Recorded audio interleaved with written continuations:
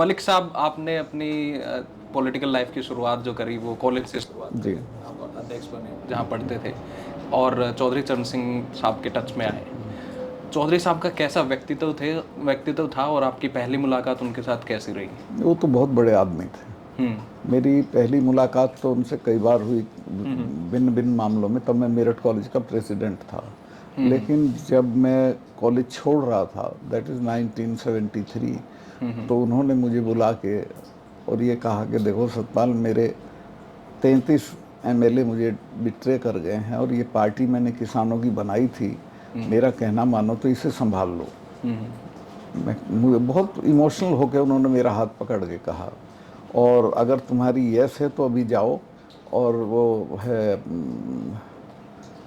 Gym खाना में मेरी मीटिंग है शाम को, उससे पहले जाके अनाउंस कर दो और किसी से मशवरा मत करो।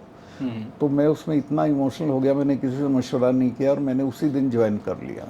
उन्होंने अगले दिन से मुझे बुला के सारी पार्टी की कमान सौंप दी, संगठन का वो बना दिया जनरल सेक्रेटरी, और मुझे बुला के बागपत से लड़ने के लिए, लोग टिकट मांगते, मैं मना कर रहा था, ज़बरदस्ती लड़ाया, और चूँकि वो 3 बार उस सीट को हार चुके थे। तो खैर मैं लड़ गया और ईश्वर के पास मैं जीत गया, and then there was no looking back. Okay sir, उसके बाद आपने कांग्रेस ज्वाइन कर लिया, ऐसा क्यों हुआ?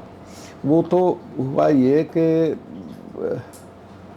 जब अजीत सिंह जी आ गए तो मैं उनके साथ था।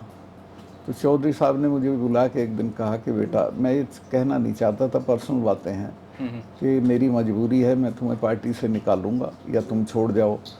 और अच्छा, ऐसा कहा उन्होंने? हाँ, अजीत सिंह की चूँकि फैमिली ने उन्हें ये समझा दिया कि एक ही ज़िले से हैं, ये भी पढ़ा लिखा है, वो भी पढ़ा लिखा है, लोग इसकी तुलना करेंगे तो ये ग्रो नहीं कर पाएगा अजीत सिंह कभी।